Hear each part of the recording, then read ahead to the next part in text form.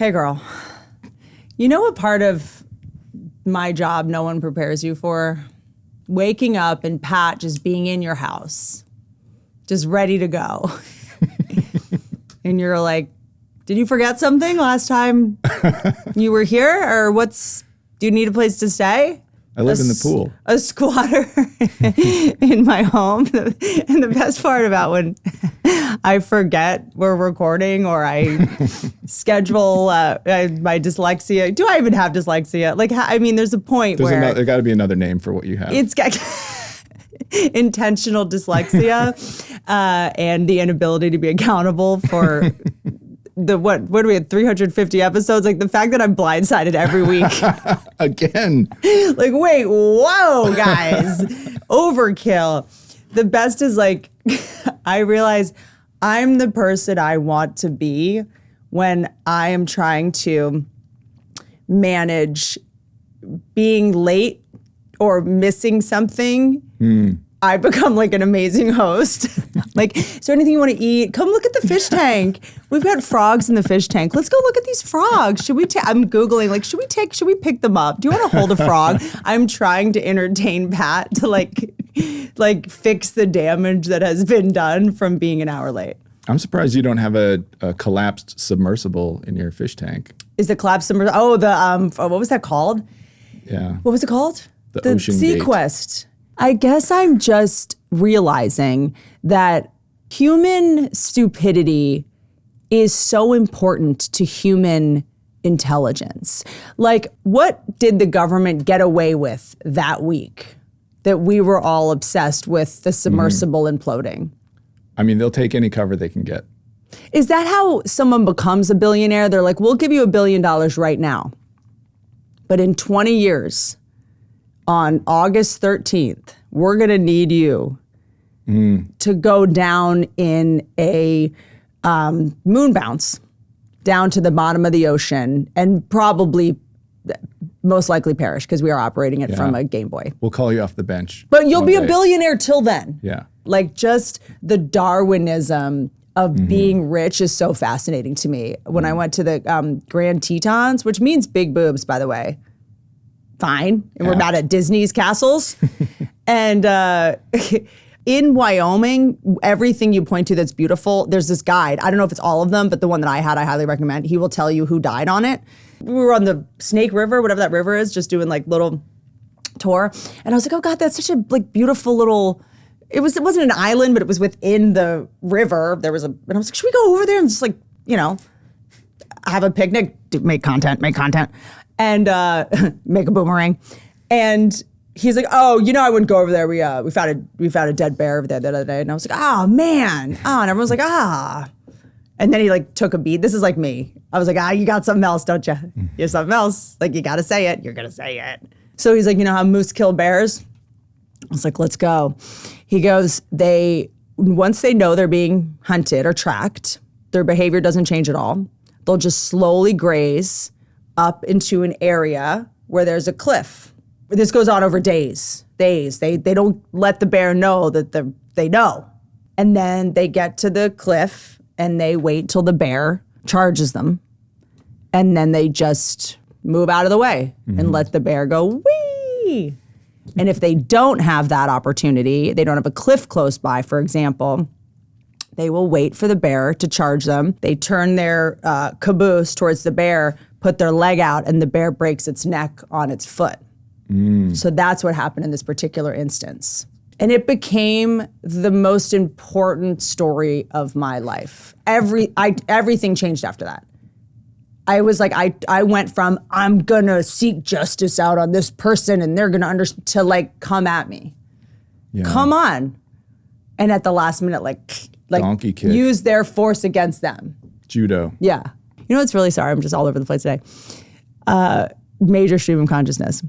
I like when you're with someone who's your person, and I've thought people were my person before, but then when they would talk about exes, I would get jealous or get or just be like, you should be with her.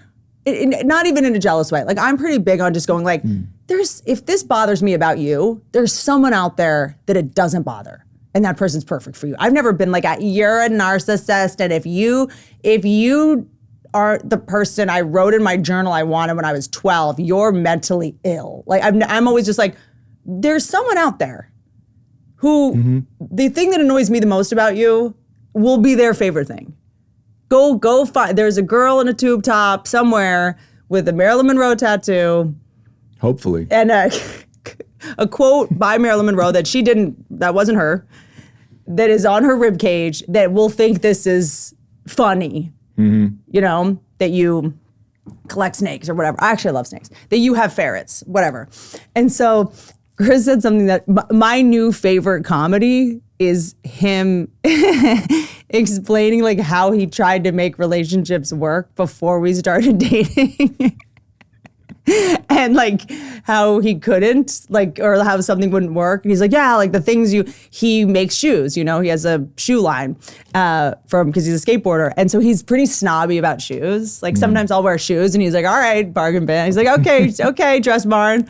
Like he'll kind of just be like, or he'll compliment my shoes. And I'm like, oh God, that's such a big deal because he like designs shoes. And I was like, what do you do? What, like when you've dated girls like and they just have just like a busted shoe game, like that's tricky. That's a tricky one. And he's like, dude. He was like, it's the biggest thing. He's like, I'm not a butt guy. I'm a shoe guy. And he's like, there's this girl and I just like, she's great and she's so funny and she's so cool. And she would just show up in these donkey shoes. Like, what is a donkey shoe? And it just, maybe I'm saying like getting older, getting the therapy you need to stop being crazy, whatever it is, like there's so much comedy on the other side. Cause I realize like the guy I'm with kind of roasting something they couldn't get around with an ex is an area I've never gotten to play around in because it's always been like too jealous and weird. Someone asked me the other day, like, what have you learned from having a kid? When you have a kid, you're going back to school. So you're like, oh, right, I learned Columbus discovered America. What's this? My son and I are learning everything now together at the same time. Because all these books are like, Leif Erikson, who discovered America at this point? I don't know. Look, everything I learned has been debunked and proven to be untrue. So I'm actually learning. I'm like, oh, that's how that's pronounced? Wait, it's chest of drawers? It's not Chester drawers? Wait, that's the difference between an alligator and a crocodile? So I'm learning the same things he's learning, quite frankly. But it is hard when your kid looks at a T-Rex and looks at you and you're like, yeah, if it falls, it can't get up. No one thinks, can it? Am I wrong? I've never seen one get up. They help each other. I think that's what the extinction was. I'm not saying these are, dragons look more like they existed to me than dinosaurs. It's just weird because I'm trying to not lie to my kid. I'm trying to not lie to my kid. And I guess the new thing is that dinosaurs had feathers. So they could have been, so I'm kind of going like, well, it could have been any color. And he's just like, can you make up your mind? I'm like, can they? Can you guys give parents and uncles and aunts the ability to raise kids without everything being Santa Claus? Like, it's just so, because my thing is also this. I have this theme in my life of as someone who identifies as an addict myself, and when it comes to dopamine, one too many, a million not enough. Like, we've got dinosaurs. Are alligators not good enough for you? Like, those would be good. I'm good on those. Alligators never die. They will get so big that they just starve to death because they can't eat that much. They don't get cancer, none of that, or they'll get shot in the head, or, you know, an influencer will hit them with a, you know, Russian boat or something like that, you know? But there's things that are so crazy that are right here, and then I'm expected to explain to myself this other crazy thing. And I am obsessed with how we have like normalized the wildest things, and what we need to be entertained is getting extreme. Pat, let's go, correct me. It's called negligible senescence. I liked mine better. Hardly aging physically. Hardly? Eventually they probably would, but there's so many things that'll kill them or they'll starve. You're right. Like, that? well, we would never know because we would, by observing them, we would kill them. You would assign that to your grandchild. Yeah, but follow up on the Greenland shark, is anyone, there's people that are like Margot Robbie and, Jacob Elorda and Selena Gomez and Chappell. I'm like, the Greenland shark is the biggest celebrity to me. Am I weird? I'm starting to think I'm weird. It's very weird where we draw the line. I'm fine. Everyone else seems to be freaking out. I got a solar generator. Is it a Band-Aid on a, oozing sore? Probably. I got a couple solar-powered lanterns so I can just haunt my own house when things go sideways. Mm-hmm. Got a lot of pasta and rice. Okay. I got a little mini Wi-Fi thing, in case, So you can still tweet. Still got to get in case tweets. someone shows up at my house and wants to hang.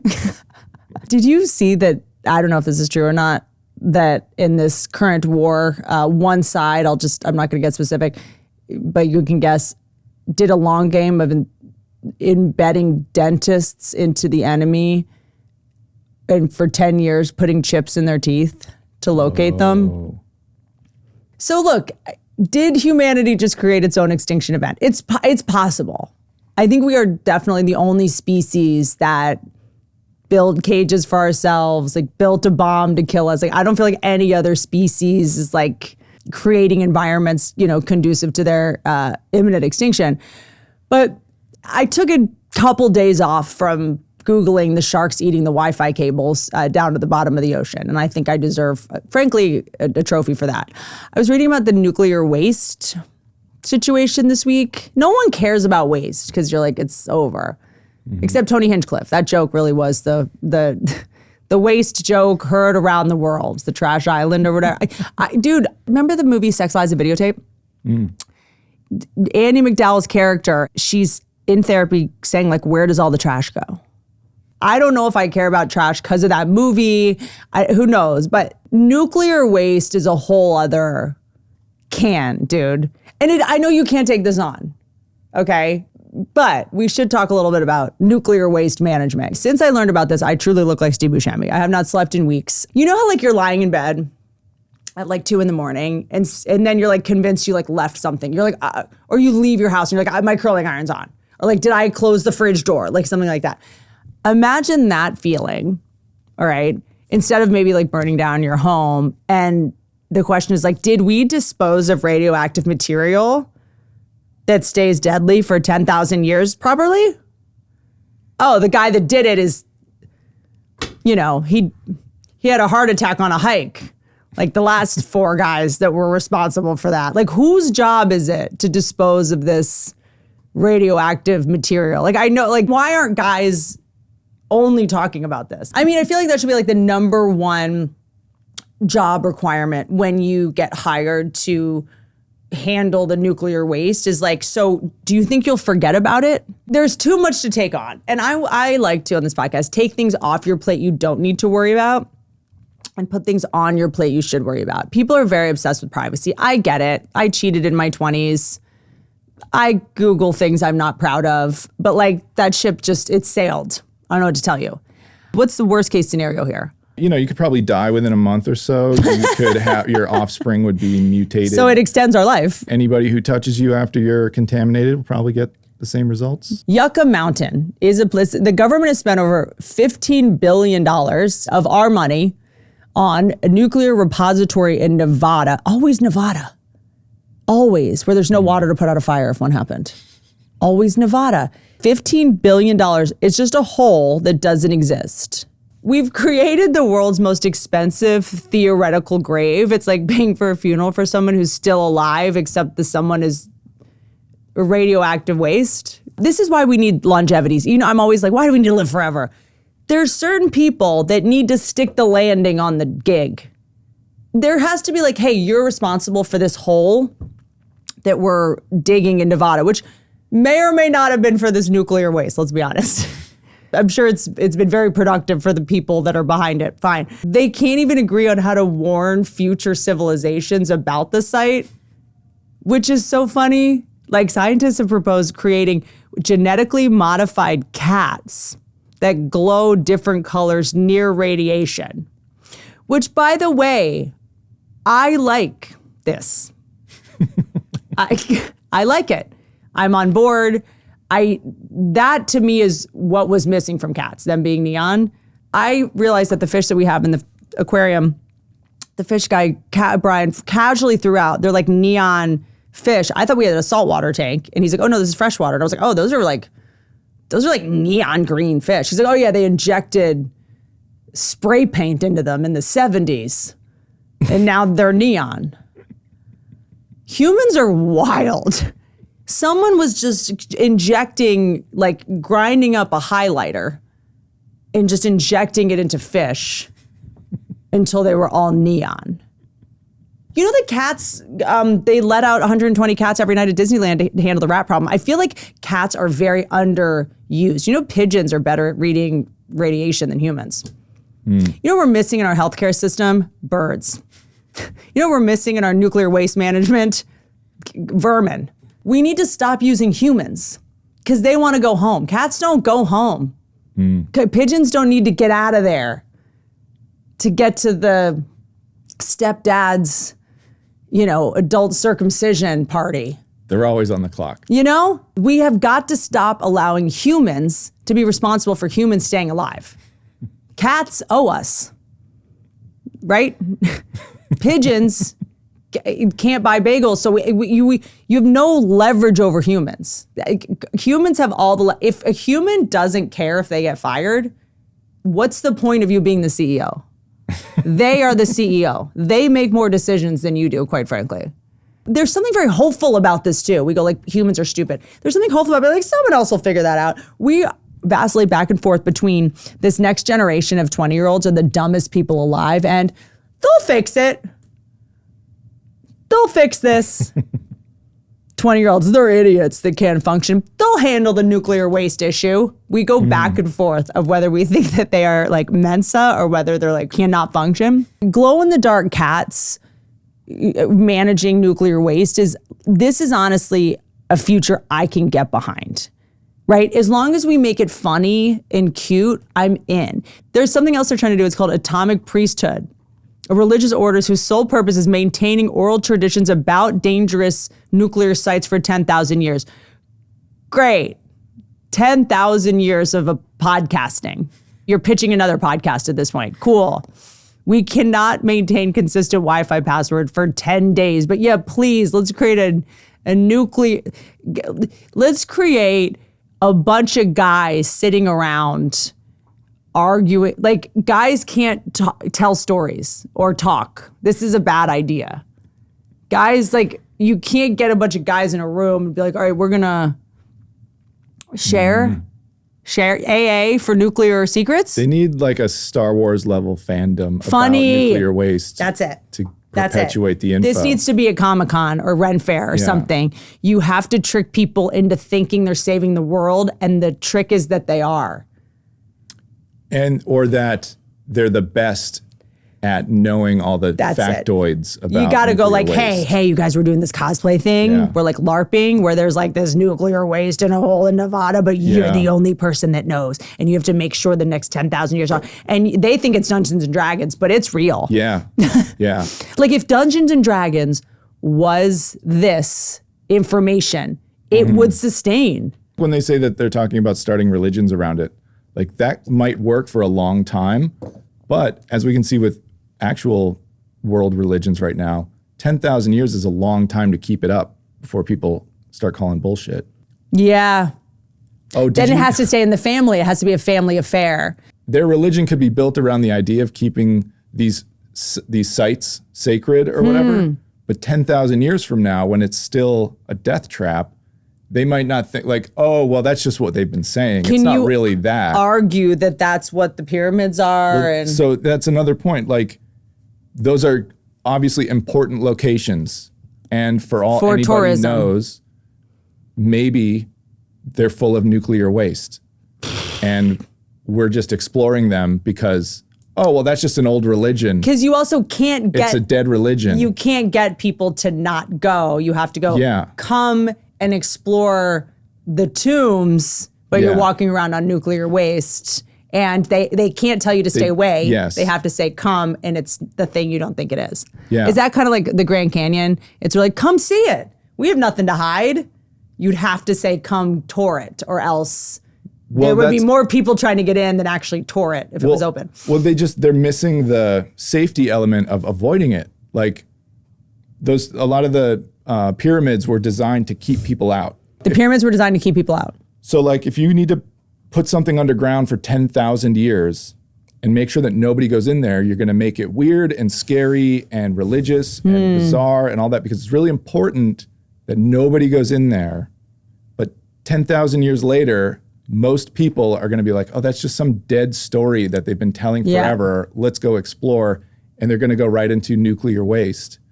And I'm not saying that's what the pyramids are, but I'm saying eventually that's what these nuclear sites are going to be. They're going to have to become these sacred, protected things that 4,000 years from now, somebody's going to not believe that you shouldn't go in there. Isn't there a way to measure if there's nuclear waste under something, like with a remote? Oh, yeah. But I don't think people had, like in the late 1800s, when Westerners were exploring the pyramids, I don't think they were using Geiger counters. And of course. But like we would know now if there had been nuclear waste under the pyramids. Yeah, there's ways to measure the radiation. Yeah. People come back from the pyramids goofy. I remember Bridget, she talked about it, I think on a podcast where she was like, I was in the pyramids and I was like dizzy. And I was like, I think you were hungry and tired and it was, whatever. But when people come back from the pyramids, that's all they talk about. Yeah. You're like, I feel like you could have inhaled a little bit of the nuke. There is the Run It Dome in the Marshall Islands. Where are the Marshall Islands? It's in the 70s, it took 120,000 tons of radioactive debris. How did they even get it there? Who are these? They just put it under some concrete. In the ocean. So do we have new fish because of that? Is that like how they figured out to make my fish neon? Maybe. Here's the other thing. Even if the ocean, so you're telling me there's animals in the ocean that are affected by the nuclear waste that we dropped in the Marshall Islands. We're actively affecting evolution with the stuff that we're putting down there. Mm-hmm. There's no liner on it, by the way. There's nothing. It's just gonna leak. That's it. Okay, it's cracking. Of course it's cracking, because we all are. Mm-hmm. All right? If we think they buried it with concrete, that's not what happened. They dropped it in. What does a nuclear material look like? Is it? I think it's in barrels. Is it liquid? I think it's probably gloopy. Little gloopy. Maybe goopy. Little goop kitchen? Little glowy goop. Okay, so in Brazil in 1987, scavengers found an abandoned medical device with cesium-137. Okay, cool. Glowing blue powder. He put it on his skin because he thought it was, look, they're wild down there, dude. He was like, I just Avatar. Like, look at me. Like, we've all.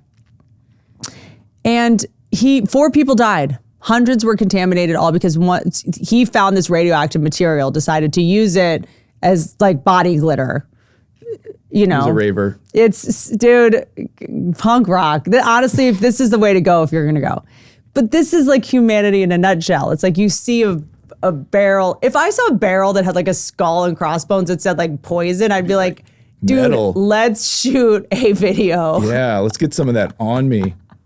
Let's get like sickest Halloween decoration ever. Look, it glows in the dark. I think the fact that we have decided that our holidays are about celebrating horrifying things, like on Halloween, like this is my yard. It's just like, do not open this barrel of poison.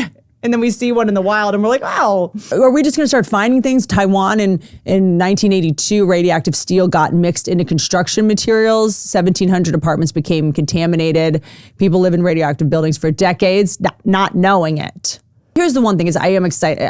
I would love to be able to blame some parts of my personality on this. I'm like, it's that I got nuked. Mm-hmm. I didn't know it, but I was nuked that whole time. When you make amends, because like you get sober and you're like, hey, sorry, I was nuked. That was nuclear waste. Should not have gone to that Michael's. There's certain things where, and I recommend to everybody a list of things you need to worry about in order of importance to you personally. This actually helped me. I wrote it down because I was like, should I be worrying about nuclear waste, getting nuked, Yeah. You want the slow or the quick? Fire in California, or the fact that my coffee cup liner is now supposedly bad for me. Am I going to worry about all the things I can't control or worry about the things I can control? I think these are funny. Just, just a gentle reminder, because I do find myself the same way I just said, like, we can't decide if this next generation are complete idiots or geniuses with what we throw in their lap to fix. But with Epstein files having come out, we can't decide if the government is barely functioning or the most organized, high-tech, doing it on purpose, strategic, planning years in advance, able to keep a secret, have some sort of, a technology we've never heard of, and can plot and plan and keep secrets and collaborate and work together and collude, or these idiots can't even get me my, sticker for my license plate. It's capable of being very strategic and intentional and, CIA manipulation and things like that. But if it's not in the hands of somebody who actually knows how to do that, they can get away with making all kinds of failures and have people say, like, oh, they're probably doing it on purpose. Like, oh, they're playing 4D chess. Different people worry about different things, and I think that's good. Like my guy and I'm always like, do we not agree on this thing? Or is this like, when we sort of, he has to sleep on a certain side of the bed. And it annoys me because I sleep better on that side of the bed. And he's like, well, what if there's a meteor? And I'm like, I don't know. Plastic water bottles that we're drinking out of are bad. And you're on the meteor. And there's times where I'm like, we are a million miles apart and cannot. And then I'm like, no, this is good. You worry about that. I'll worry about this, And like when I asked Pat, like, what should we talk about? It's like nuclear waste. I'm like, you know what?